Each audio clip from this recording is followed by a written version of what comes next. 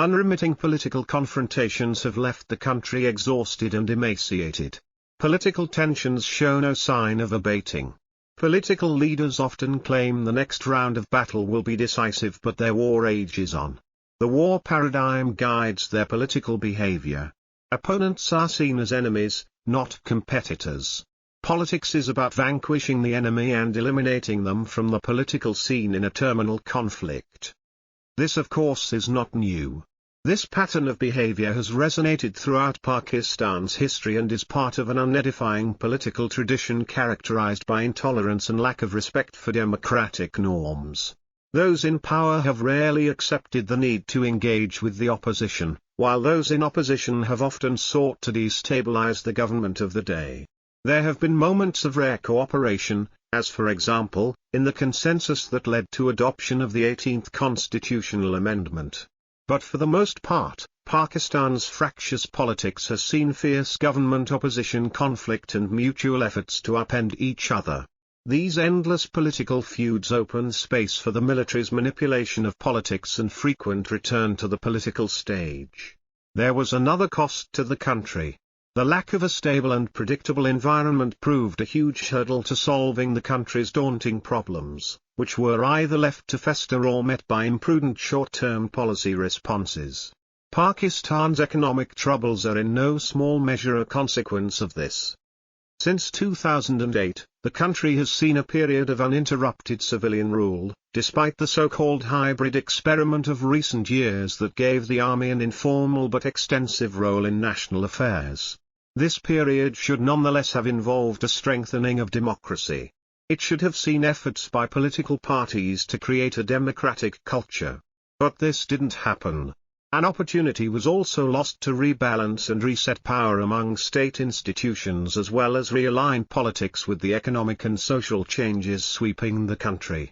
These changes included greater urbanization, expansion of a more assertive middle class, emergence of a diverse and vibrant civil society and a more connected and informed citizenry, thanks to the spread of technology. Instead of a new form of politics emerging, it remained in a mostly old mold.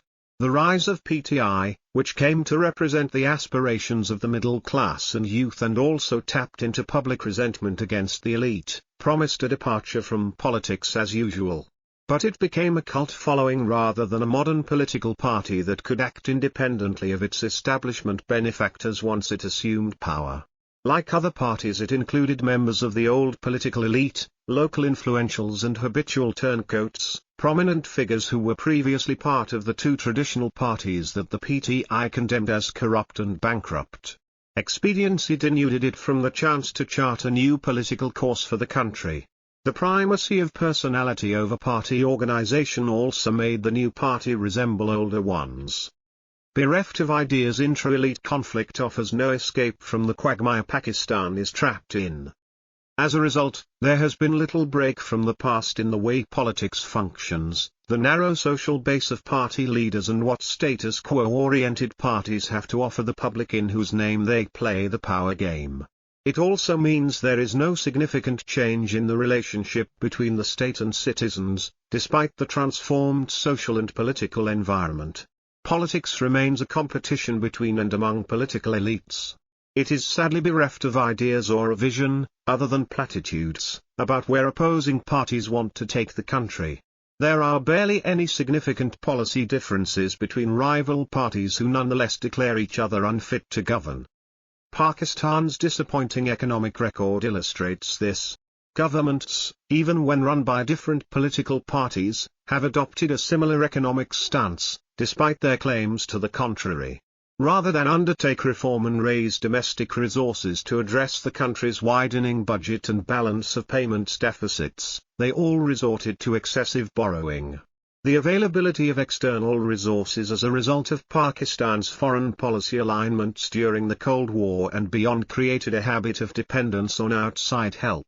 This habit urged successive governments, representing rural and urban elites, to avoid economic reform, mobilize adequate revenue or tax its network of influential supporters.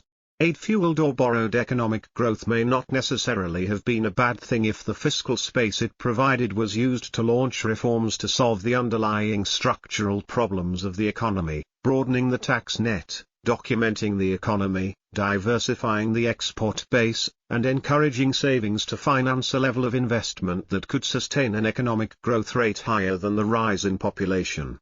But none of this happened.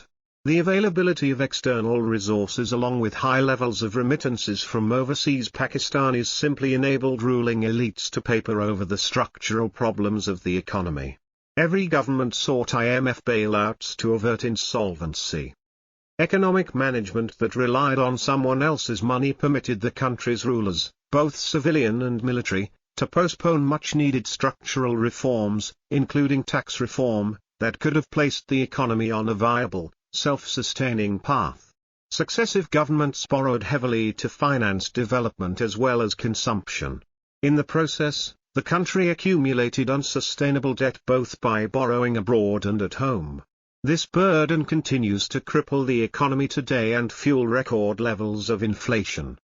With few if any exceptions, governments formed by different political parties preferred to pursue pain-free ways to manage public finances. This has left the country lurching from one financial crisis to another. While playing to populist constituencies, their policies perpetuated the status quo. This can be only explained in terms of a political elite or privilegency averse to measures it saw as eroding its political position or undermining its class interests. Their economic policies testify that elite capture of public resources is an abiding reality. This intra-elite conflict is hardly obscured by the highfalutin rhetoric which it is wrapped in. Its most troubling aspect is that it offers no escape from the quagmire the country is trapped in, of dysfunctional politics, mounting governance challenges, visionless economic management and crumbling public faith in state institutions. The writer is a former ambassador to the US, UK and AMP, UN. Published in Dawn, December 5, 2022.